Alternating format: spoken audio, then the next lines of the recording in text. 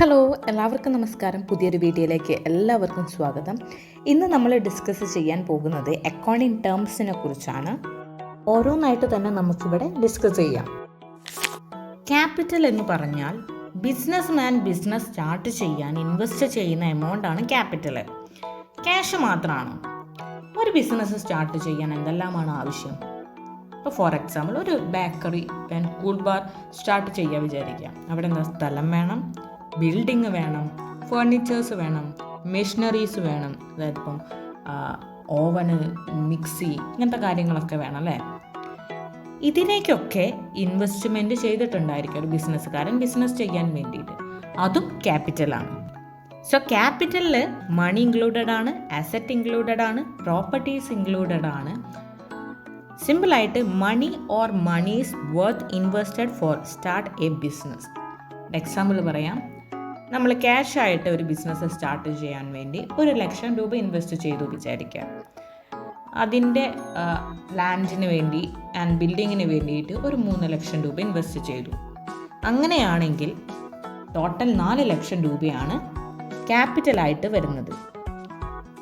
So capital എന്ന് പറഞ്ഞാൽ it is the money or resources that a business owner invests in their company.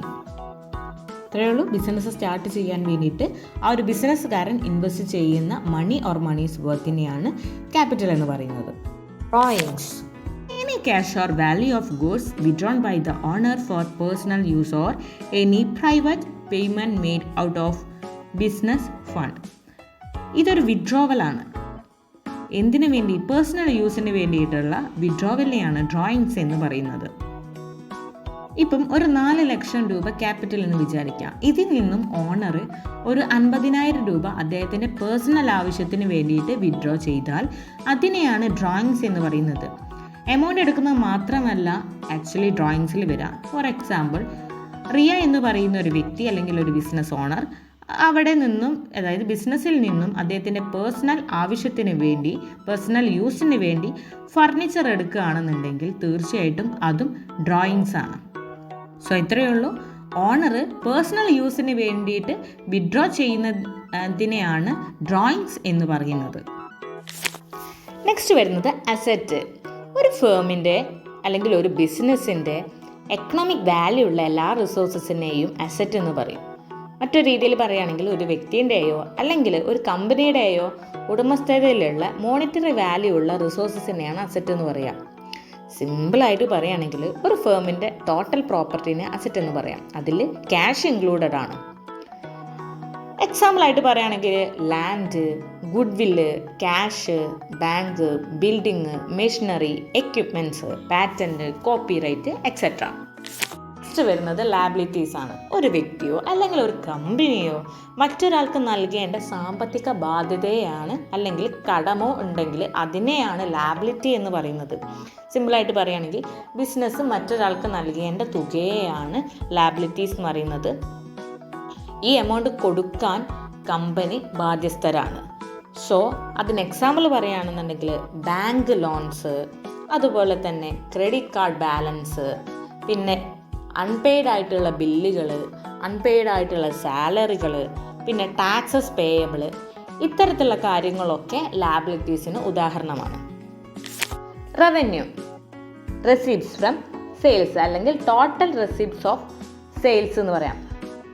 അതായത് ഒരു പ്രൊഡക്റ്റോ അല്ലെങ്കിൽ ഒരു സർവീസോ വിൽക്കുന്നതിലൂടെ ഒരു ബിസിനസ്സിന് ഉണ്ടാക്കാൻ പറ്റുന്ന മൊത്തം വരുമാനത്തെയാണ് റവന്യൂ എന്ന് പറയുന്നത്. എക്സാമ്പിളായിട്ട് പറയുകയാണെന്നുണ്ടെങ്കിൽ ഒരു കമ്പനി ഒരു ടേബിൾ വിൽക്കുന്ന കമ്പനിയാണ് വിചാരിക്കാം. അവരൊരു 1000 ടേബിൾ, ഒരു ടേബിളിന് 100 രൂപ വെച്ചിട്ട് വിറ്റു. അങ്ങനെയാണെന്നുണ്ടെങ്കിൽ അവർക്ക് ആ സെയിൽസിലൂടെ കിട്ടുന്ന റിട്ടേൺ എന്ന് പറയുന്നത് 1,00,000 രൂപയാണ്. ഈ 1,00,000 രൂപയാണ് നമ്മൾ റവന്യൂ എന്ന് പറയുന്നത്. ഇത്രയേ ഉള്ളൂ. സെയിൽസിലൂടെ ഫേമിന് കിട്ടുന്നതിനെയാണ് റവന്യൂ എന്ന് പറയുന്നത്. നെക്സ്റ്റ് വരുന്നത് എക്സ്പെൻസസ് ആണ്. അതായത് റവന്യൂ ഉണ്ടാക്കാൻ വേണ്ടിയിട്ട് അല്ലെങ്കിൽ റവന്യൂ ഏൺ ചെയ്യാൻ വേണ്ടിയിട്ട് കമ്പനി ചെലവഴിച്ചിട്ടുള്ള കോസ്റ്റിനെയാണ് എക്സ്പെൻസസ് എന്ന് പറയുന്നത്. ഇതിന് എക്സാമ്പിൾ പറയുകയാണെങ്കിൽ salary, rent, wage, interest, tax, transportation cost, marketing cost, equipment maintenance, depreciation, advertising, bank charges etcetera. സിമ്പിളായിട്ട് പറയുകയാണെന്നുണ്ടെങ്കിൽ പ്രൊഡക്റ്റ് ഉണ്ടാക്കി വിൽക്കുന്ന സമയത്ത് ഉണ്ടാവുന്ന ചെലവിനെയാണ് എക്സ്പെൻസസ് എന്ന് പറയുന്നത്. The total cost incurred by the business to generate revenue. Income എന്ന് പറയുന്നത് നമുക്ക് കിട്ടിയിട്ടുള്ള റവന്യൂവിൽ നിന്നും എല്ലാ എക്സ്പെൻസുകളും ടാക്സുകളും കോസ്റ്റുകളും കുറച്ചിട്ട് ബാക്കി വരുന്ന എമൗണ്ടാണ് ഇൻകം എന്ന് പറയുന്നത്. അതായത് sales minus expenses equal to income എന്ന് വേണമെങ്കിൽ പറയാം. അല്ലെങ്കിൽ റവന്യൂവിൽ നിന്നും എക്സ്പെൻസസും ടാക്സുകളും കുറച്ചിട്ട് കിട്ടുന്ന എമൗണ്ടിനെ ഇൻകമായിട്ട് നമുക്ക് പറയാം. സിംപ്ലി പറയുകയാണെങ്കിൽ excess of revenue over expenses ആണ് ഇൻകം എന്ന് പറയുന്നത്. ഒരു എക്സാമ്പിൾ പറയുകയാണെങ്കിൽ നമുക്കിപ്പോൾ സെയിൽസ് അല്ലെങ്കിൽ റവന്യൂ എന്ന് പറയുന്നത് 100 രൂപയാണെന്ന് വിചാരിക്കുക. എക്സ്പെൻസസ് ആയിട്ട് നമുക്ക് വന്നിട്ടുള്ളത് 60 രൂപയാണെങ്കിൽ ബാക്കി വരുന്ന 40 രൂപ, അതായത് 100 രൂപയിൽ നിന്നും റവന്യൂവിൽ നിന്നും എക്സ്പെൻസ് ആയിട്ടുള്ള 60 രൂപ കുറച്ചിട്ടുള്ള ബാക്കി 40 രൂപയാണ് ഇൻകമായിട്ട് നമ്മൾ കണക്കാക്കുന്നത്. നെക്സ്റ്റ് ടോപ്പിക്ക് വരുന്നത് എക്സ്പെൻഡിച്ചർ ആണ്. അതായത് നമ്മൾ ഒരു ലോങ് ടേമിലേക്ക് വരുന്ന കോസ്റ്റ് അല്ലെങ്കിൽ ഹ്യൂജ് എക്സ്പെൻസസിനെയൊക്കെയാണ് എക്സ്പെൻഡിച്ചർ എന്ന് പറയുന്നത്. ഫിക്സഡ് അസറ്റ് നേടിയെടുക്കാൻ അല്ലെങ്കിൽ ഫിക്സഡ് അസറ്റ് വാങ്ങാൻ വേണ്ടിയിട്ട് നമ്മൾ സ്പെൻഡ് ചെയ്യുന്ന എമൗണ്ടിനെ അല്ലെങ്കിൽ കോസ്റ്റിനെയൊക്കെയാണ് നമ്മൾ എക്സ്പെൻഡിച്ചറായിട്ട് കരുതാറുള്ളത്. ഫോർ എക്സാമ്പിൾ പറയുകയാണെന്നുണ്ടെങ്കിൽ പുതിയ ബിൽഡിങ് കൺസ്ട്രക്ട് ചെയ്യുക, അതുപോലെ തന്നെ നമ്മൾ പുതിയ മെഷീനറീസ് പർച്ചേസ് ചെയ്യുക, ഇതൊക്കെ എക്സ്പെൻഡിച്ചറിന് ഉദാഹരണമാണ്. എക്സ്പെൻസും എക്സ്പെൻഡിച്ചറും തമ്മിലെ ഡിഫറൻസ് ആണ്, എക്സ്പെൻസ് ആണ് ഷോർട്ട് പീരിയഡിലേക്ക് വരുന്നതാണ്, എക്സ്പെൻഡിച്ചർ എന്ന് പറഞ്ഞാൽ ലോങ് പീരിയഡിലേക്ക് വരുന്നതാണ്. രണ്ട് രീതിയിലുണ്ട്, ക്യാപിറ്റൽ എക്സ്പെൻഡിച്ചർ, റവന്യൂ എക്സ്പെൻഡിച്ചർ എന്ന് ഡീറ്റെയിൽഡ് ആയിട്ട് പുതിയൊരു വീഡിയോയിൽ നമുക്ക് ഡിസ്കസ് ചെയ്യാവുന്നതാണ്. Then goods. ഒരു ഫേമിൻ്റെ അകത്തുള്ള മൊത്തം ആർട്ടിക്കിൾസിനെയാണ് ഗുഡ്സ് എന്ന് പറയുന്നത്. അതായത് കസ്റ്റമേഴ്സിന് സെല്ല് ചെയ്യുക എന്നുള്ള പർപ്പസോട് കൂടിയിട്ട് അല്ലെങ്കിൽ കസ്റ്റമേഴ്സിന് വിൽക്കാൻ വേണ്ടിയിട്ട് ഒരു ഫേം വാങ്ങുകയോ അല്ലെങ്കിൽ നിർമ്മിക്കുകയോ ചെയ്തിട്ടുള്ള ഐറ്റംസ് ആണ് ഗുഡ്സിൽ വരുന്നത്. അതുകൊണ്ട് തന്നെ അത് ഫിനിഷ്ഡ് ആയിട്ടുള്ള ആർട്ടിക്കിൾസും വരും, അൺഫിനിഷ്ഡ് ആയിട്ടുള്ള ആർട്ടിക്കിൾസും വരും. അതായത് ഗുഡ്സിൽ എന്തൊക്കെയാണ് ഇൻക്ലൂഡ് ആയിരിക്കുന്നത്? റോ മെറ്റീരിയൽസ് ഉണ്ടായിരിക്കും, വർക്ക് ഇൻ പ്രോഗ്രസ് ഉണ്ടായിരിക്കും, അതുപോലെ തന്നെ ഫിനിഷ്ഡ് പ്രോഡക്ട്സും ഉണ്ടായിരിക്കും. സോ ഗുഡ്സ് എന്ന് പറയുന്നത് എന്താണ്? കസ്റ്റമേഴ്സിന് സെല്ല് ചെയ്യാൻ വേണ്ടിയിട്ട് ഒരു പ്രൊഡക്റ്റ് വേണം. ആ പ്രൊഡക്റ്റ് നിർമ്മിക്കുകയോ അല്ലെങ്കിൽ അതിന് വേണ്ടിയിട്ട് എന്തെങ്കിലും ഐറ്റംസ് പർച്ചേസ് ചെയ്യുകയോ ചെയ്തിട്ടുണ്ടെങ്കിൽ അത്തരത്തിലുള്ള ഐറ്റംസിനെയൊക്കെ ഗുഡ്സ് എന്നാണ് പറയുക. നമ്മളിപ്പം ഗുഡ്സ് എന്താണെന്ന് ഡിസ്കസ് ചെയ്തില്ലേ? അങ്ങനെയാണെങ്കിൽ സ്റ്റോക്ക് എന്താണ്? യെസ്, അൺസോൾഡ് ആയിട്ടുള്ള ഗുഡ്സിനെയാണ് നമ്മൾ സ്റ്റോക്ക് എന്ന് പറയുന്നത്. അതായത് ഒരു ഓർഗനൈസേഷനിൽ അല്ലെങ്കിൽ ഒരു ബിസിനസ് എൻ്റർപ്രൈസസിൽ ഇയർ എൻഡിൻ്റെ സമയത്ത് അൺസോൾഡായിട്ട് വിൽക്കാതെ കിടക്കുന്ന ഗുഡ്സിനെയാണ് നമ്മൾ സ്റ്റോക്ക് എന്ന് പറയുന്നത്. വേറൊരു രീതിയിൽ പറയുകയാണെന്നുണ്ടെങ്കിൽ നമ്മൾ വിൽക്കാൻ വേണ്ടിയിട്ട് വച്ചിട്ടുള്ള ഫിനിഷ്ഡ് പ്രൊഡക്ട്സിനെ അല്ലെങ്കിൽ ഫിനിഷ്ഡ് ഗുഡ്സിനെയൊക്കെ സ്റ്റോക്ക് എന്നാണ് പറയാറുള്ളത്. നമുക്കറിയില്ലേ, നമ്മളൊരു കടയിൽ പോയിട്ട് ഇന്ന ഐറ്റം ഉണ്ടോ എന്ന് ചോദിക്കുന്ന സമയത്ത് അവർ പറയും സ്റ്റോക്ക് ഉണ്ടോ എന്നൊന്ന് ചെക്ക് ചെയ്യട്ടെ. സോ ഇത്രയേ ഉള്ളൂ, ഫിനിഷ്ഡ് ഗുഡ്സിനെ അല്ലെങ്കിൽ അൺസോൾഡ് ഗുഡ്സിനെയാണ് സ്റ്റോക്ക് എന്ന് പറയുക. നെക്സ്റ്റ് വരുന്നത് പർച്ചേസ് ആണ്. റോ മെറ്റീരിയൽസ് ഒരു വ്യക്തിയുടെ അടുത്ത് നിന്നും വാങ്ങിയാണ് ബിസിനസ്സുകാരൻ പ്രൊഡക്റ്റ് നിർമ്മിക്കുന്നത്. അതിനെയാണ് പർച്ചേസ് എന്ന് പറയുന്നത്. അതായത് നമുക്കറിയാം, ചോക്ലേറ്റ് ആണ് ഒരു ഫൈനൽ പ്രൊഡക്റ്റ് എന്നുണ്ടെങ്കിൽ അതിൻ്റെ റോ മെറ്റീരിയൽസ് ആയിട്ട് എന്തൊക്കെയാണ് വരിക? Yes, sugar, cocoa powder and butter, ഇതൊക്കെയാണ് റോ മെറ്റീരിയൽസ് വരിക. അങ്ങനെയാണെങ്കിൽ രണ്ട് രീതിയിലാണ് പർച്ചേസ് ഉള്ളത്, ക്യാഷ് പർച്ചേസും ക്രെഡിറ്റ് പർച്ചേസും. ക്യാഷ് പർച്ചേസ് എന്നാൽ പേര് പോലെ തന്നെയാണ് എല്ലാം സൂചിപ്പിക്കുന്നത്. സപ്ലയറുടെ അടുത്ത് നിന്നും റോ മെറ്റീരിയൽ പർച്ചേസ് ചെയ്യുന്ന ഓൺ ദി സ്പോട്ടിൽ തന്നെ ക്യാഷ് സപ്ലയർക്ക് കൊടുക്കും. അങ്ങനെയാണ് ഈ ക്രെഡിറ്റ് പർച്ചേസ് എന്താണ്? ആ ഒരു പർച്ചേസ് നടക്കുന്ന സ്പോട്ടിൽ ക്യാഷ് സെറ്റിൽമെൻറ്റ് ചെയ്യുന്നില്ല, പിന്നീടാണ് നമ്മൾ ക്യാഷ് സെറ്റിൽമെൻറ്റ് ചെയ്യുന്നത്. ക്യാഷ് ഓൺ ദി സ്പോട്ടിൽ കൊടുത്തിട്ടില്ലെങ്കിൽ അതിനെ ക്രെഡിറ്റ് പർച്ചേസുമെന്നും, ക്യാഷ് ഓൺ ദി സ്പോട്ടിൽ കൊടുക്കുകയാണെങ്കിൽ അതിനെ ക്യാഷ് പർച്ചേസ് എന്നാണ് പറയുക. നെക്സ്റ്റ് വരുന്നത് സെയിൽസ് ആണ്. കമ്പനി അവരുടെ ഫൈനൽ പ്രൊഡക്റ്റ് പ്രൊഡ്യൂസ് ചെയ്തതിന് ശേഷം മറ്റൊരു വ്യക്തിക്ക് കൊടുക്കുന്നതിനെയാണ് അല്ലെങ്കിൽ മറ്റൊരു വ്യക്തിക്ക് നൽകുന്നതിനെയാണ് സെയിൽസ് എന്ന് പറയുന്നത്. പർച്ചേസ് പോലെ തന്നെയാണ് സെയിൽസും 2 രീതിയിലുണ്ട്, cash sales and credit sales. Cash sales നടന്ന ആ സ്പോട്ടിൽ തന്നെ ക്യാഷ് നമ്മൾ വാങ്ങുന്നു. ക്രെഡിറ്റ് സെയിൽസ് നടത്തി പിന്നീടാണ് ക്യാഷ് നമ്മൾ റിസീവ് ചെയ്യുന്നത്. സ്പോട്ടിൽ ക്യാഷ് സെറ്റിൽമെൻറ്റ് നടക്കുന്നില്ല. ഇത് റിലേറ്റഡ് ആയിട്ടാണ് നെക്സ്റ്റ് 2 പോയിന്റ് വരുന്നത്.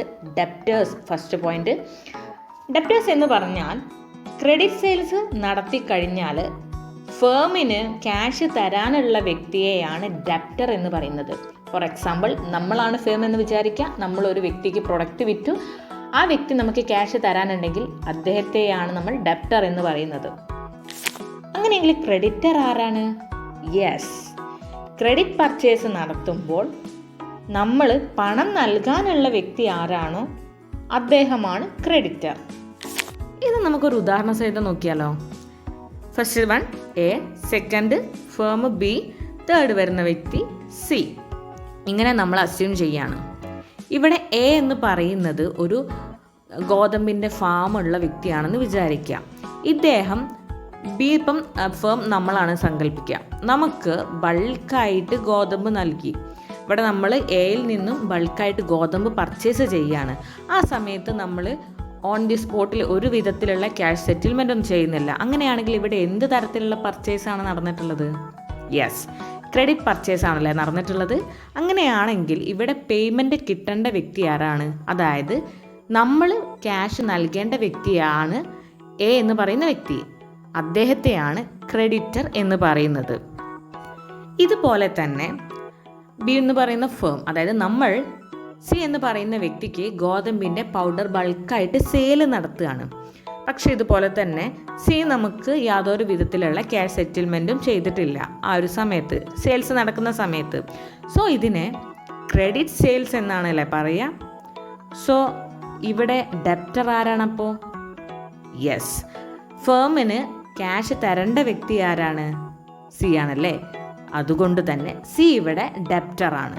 ഓക്കെ, ക്ലിയർ ആയെന്ന് വിചാരിക്കുന്നു. ക്രെഡിറ്റ് പർച്ചേസ് നടക്കുന്ന സമയത്ത് നമ്മൾ അല്ലെങ്കിൽ ഫേം പണം നൽകേണ്ട വ്യക്തി ആരാണോ അദ്ദേഹമാണ് ക്രെഡിറ്റർ. അതുപോലെ തന്നെ ക്രെഡിറ്റ് സെയിൽസ് നടക്കുന്ന സമയത്ത് ഫേമിന് അല്ലെങ്കിൽ നമുക്ക് ക്യാഷ് തരാനുള്ള വ്യക്തിയാണ് ഡെപ്റ്റർ. നെക്സ്റ്റ് വരുന്നത് പ്രോഫിറ്റ് ആണ്. അതായത് ഒരു നിശ്ചിത സമയത്ത് റവന്യൂ കൂടുതലും എക്സ്പെൻസ് കുറവുമായി കഴിഞ്ഞാൽ അതിനെയാണ് നമ്മൾ പ്രോഫിറ്റായിട്ട് കണക്കാക്കുന്നത്. അതായത് മൊത്തം ചെലവിനേക്കാൾ കൂടുതൽ മൊത്തം വരുമാനം അധികമാവുകയാണെങ്കിൽ അതിനെയാണ് പ്രോഫിറ്റായിട്ട് നമ്മൾ സൂചിപ്പിക്കുന്നത്. പ്രോഫിറ്റ് മനസ്സിലായി കഴിഞ്ഞാൽ ലോസ് പറയാൻ വളരെ സുഖമാണ് അല്ലേ. എന്താണ്? റവന്യൂ കുറവും എക്സ്പെൻസ് കൂടുതലുമായി കഴിഞ്ഞാൽ അതിനെയാണ് ലോസ് ആയിട്ട് നമ്മൾ കണക്കാക്കുന്നത്.